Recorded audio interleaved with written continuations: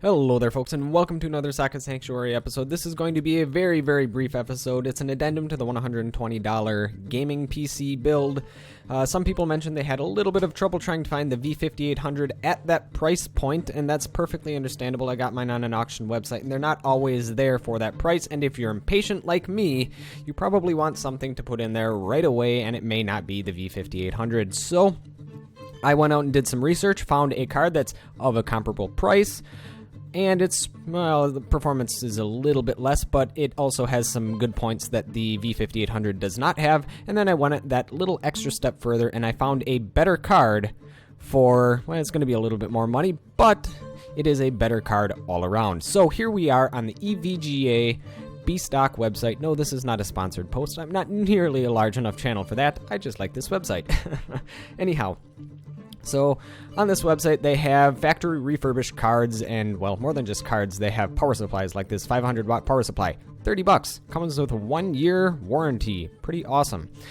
Which is actually better because, like auction websites, you may be able to return the card if they don't work, but they don't have a warranty. So here we go. This is what we're here for, the EVGA GeForce GT 730 2GB edition.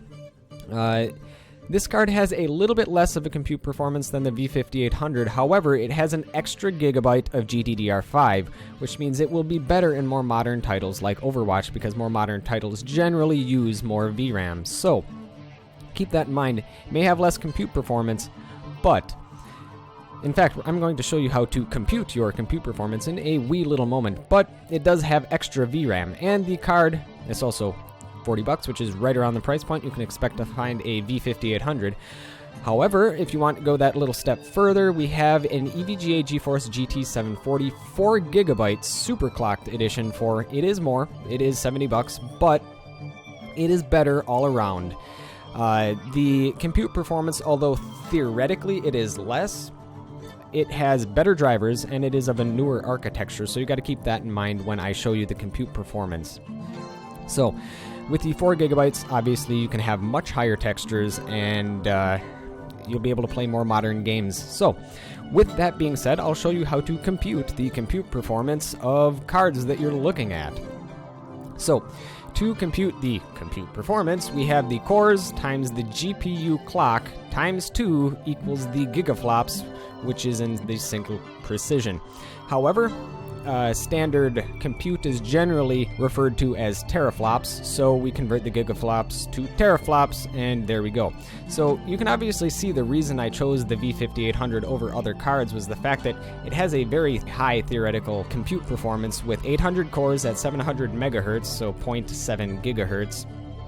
We have 1.12 teraflops. However, that is not entirely true. That is theoretical. These older AMD cards generally cannot use 100% of their cores 100% of the time because of architecture issues. Usually they can actually only use around 85% of their cores. So if we compensate that for an actual teraflop value, I would say it's probably 85%. So I'm going to take this and multiply that by 0.85 to give the closer actual value.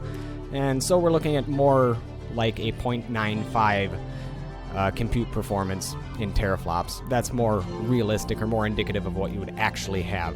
And obviously the Quadro 2000 from the video, not quite as much. However, you got to take into account the GPU architecture and the drivers. They affect actual performance, and generally NVIDIA drivers, at least historically, have been better than AMD drivers. It's not necessarily the case anymore, especially with the newer AMD Crimson drivers, but with the older cards like this that run on the older I forgot what kind of drivers they are, but they're not quite as good as the NVIDIA drivers. So here we have the GT 730, which is the one that we were talking about earlier, and it has around a 0.7 teraflop compute power, which is pretty close to the actual compute power that you'd find in a V5800, and it comes with an extra gigabyte of RAM. And then if you want to go that extra step further, we have the GT 740, which is pretty darn close in actual compute performance, and it has 4 gigabytes of RAM. So there you go. That's just a brief little addendum episode for people that want their card now, or if they, just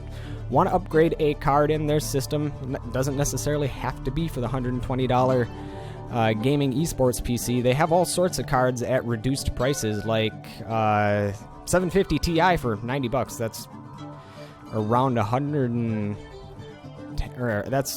that's around $20 cheaper than you would normally find it. So there you go.